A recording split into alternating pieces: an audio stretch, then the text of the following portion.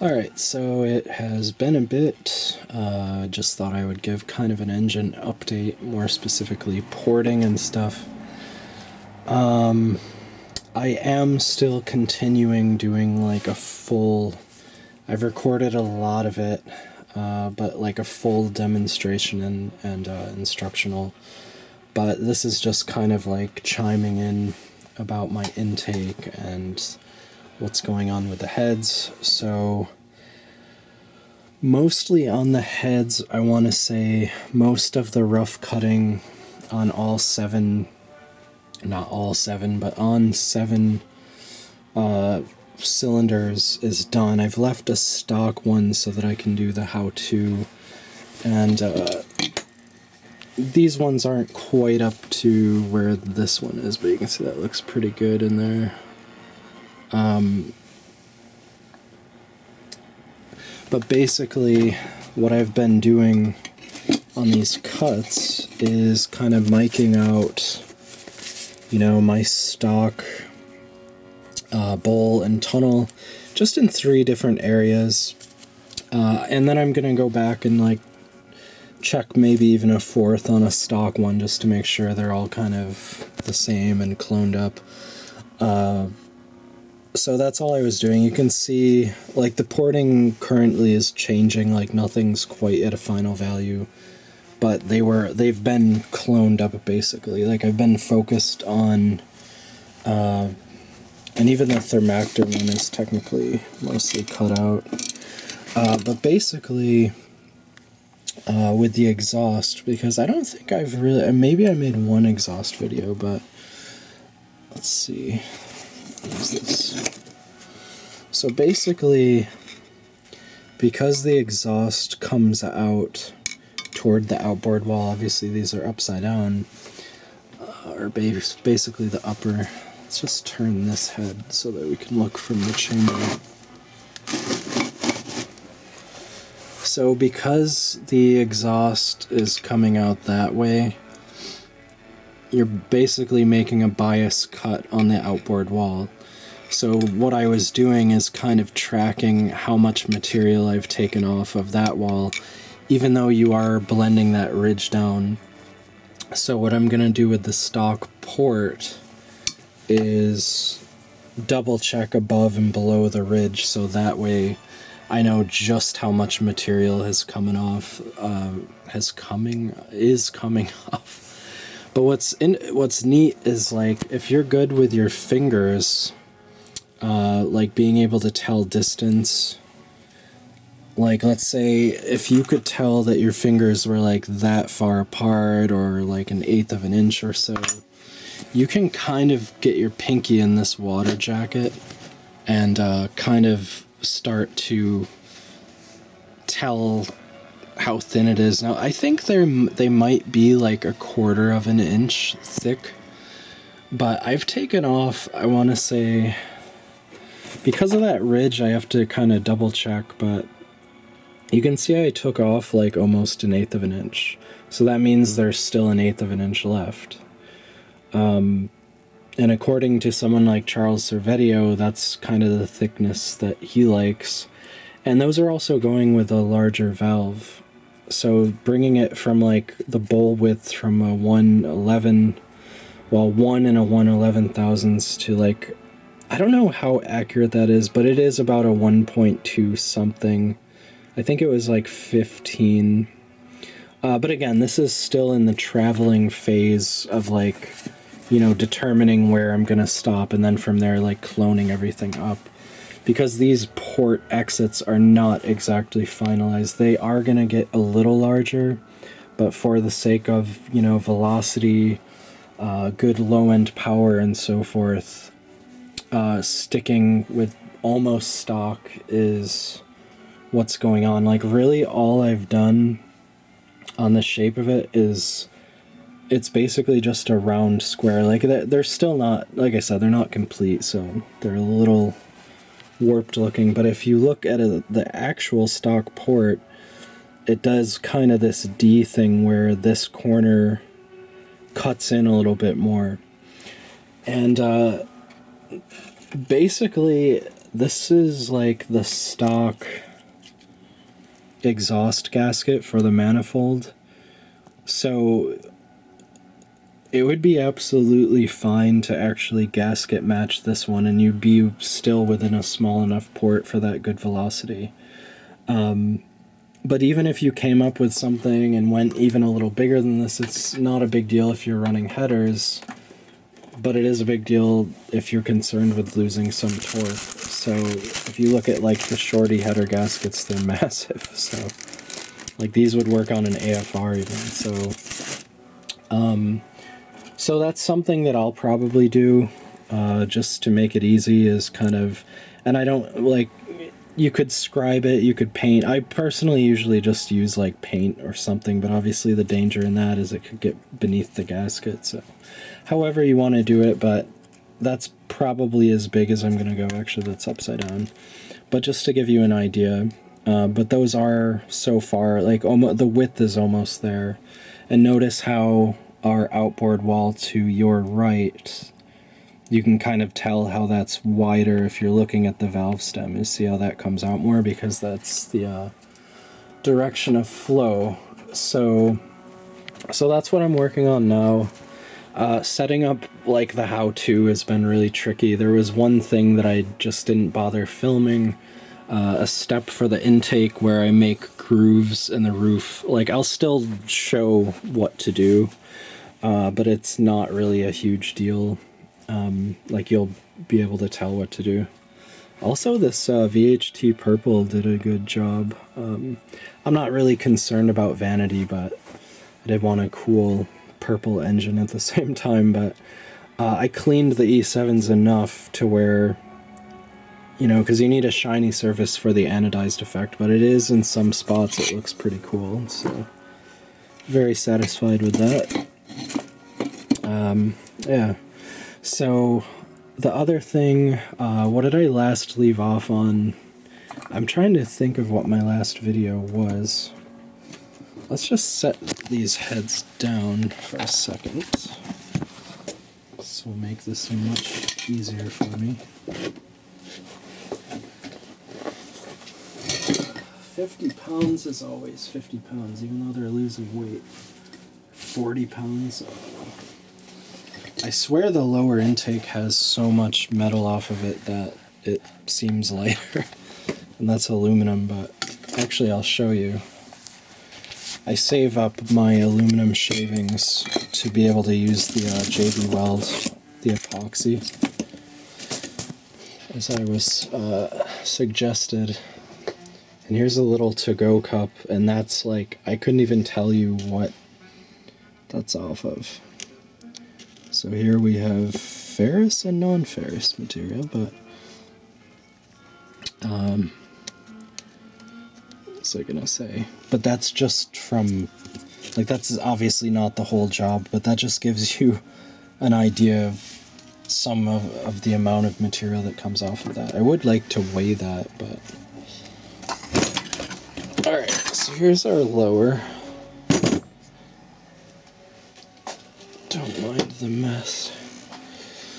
So I did start shaving down the epoxy.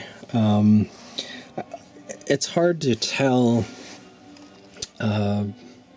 exactly where the hole is from the outside, but like if I take my fingers, I can kind of feel the hole and then feel the outside. And like I said, if you're good with your fingers, you can tell how far away your fingers are from each other when feeling certain things. Some people may not like that. Personally, I am good with something like that. I don't know, maybe being a musician or something, but let's see. The other side I haven't even gotten to yet. Like, basically, once I got this far with these, they kind of went on the ground to cure, and then I got back to the heads. But basically, this thing is, like, ready to go as far as flowing to, you know, high-performance spec now. And, you know, I think that 90% of the job on the Ford intakes is seriously like cutting that dogleg back, and I think we took like 150 thousandths out. Like, I know that sounds crazy, like you wouldn't think there's that much aluminum, but obviously we punched a hole. But that is what the inside caliper reads on how much width opened up on the roof. Let's see if we can look at it from the inside. I haven't blended or done anything like that, but there we go. There's a nice shot. And then for the straight ports, kind of all I did, I still opened up the roof a bit. That's just paint from like the original gaskets, but and I haven't even sanded this side down. This part I did. This was the first one I did. But there's a good shot of our epoxy. And then if you get a nice build-up, like I wanted to fill, like notice how I filled the whole thing. And those I've got to look, there is aluminum in there. But I've got to make sure those aren't. This is why I'm not, like I don't like using Bondo, I don't like anything. I'm not good with air bubbles and stuff, but this stuff is so hard. As long as the bubble wouldn't come all the way through, it'd be fine if there are like little pockets, but that one was a good size hole, and this one is barely a dog leg, but I figured, you know, on this side, 3 of them could open up, and then the only one that's straight is this one, so like I said, I was just kind of proportional with it, and then I'll go through with the inside caliper and make sure that the new pinch and like here, everything's kind of equalized, even though it honestly probably doesn't matter.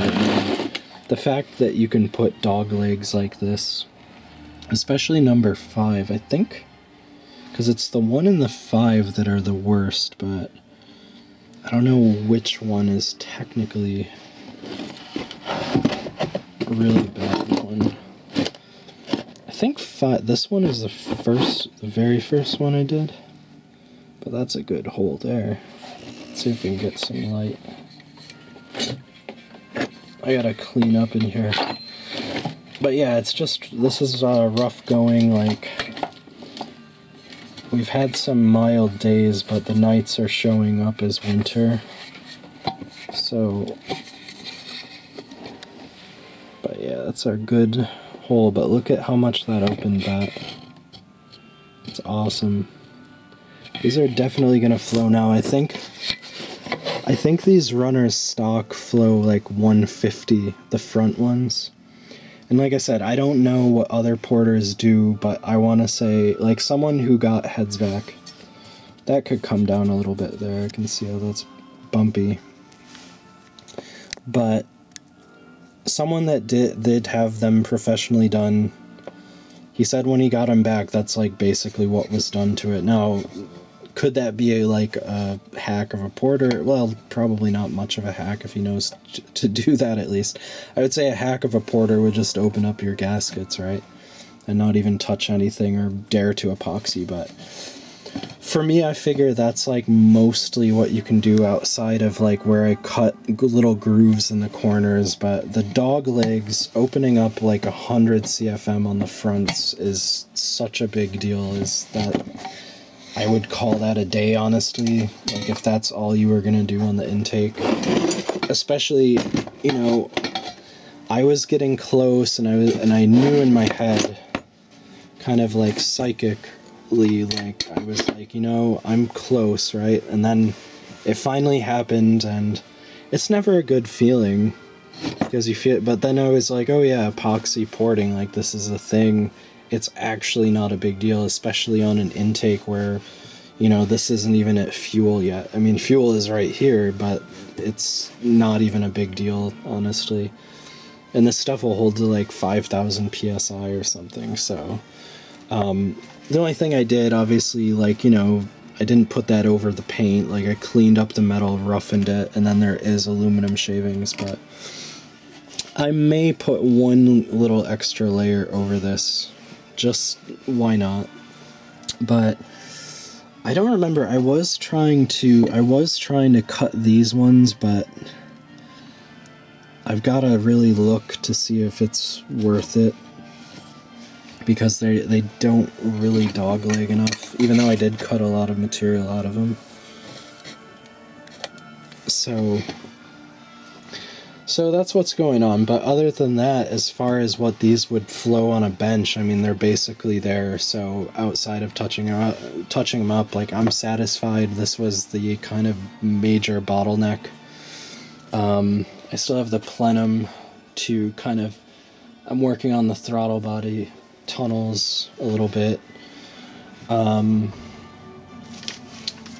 So that's basically all I have to do, because those ones now, those tunnels are now matched to these tunnels, and that's something where, unless you're gonna cut that whole thing open and can weld aluminum to get to the runners and open them up, even though when you do that you're kind of making them the flow characteristic like a short runner, which is kind of like, I don't know, I guess if you're gonna be up to speed, it's can still work in a truck, but like for a street truck, I don't know why you wouldn't want all the low end and mid range that you can handle. You know what I mean?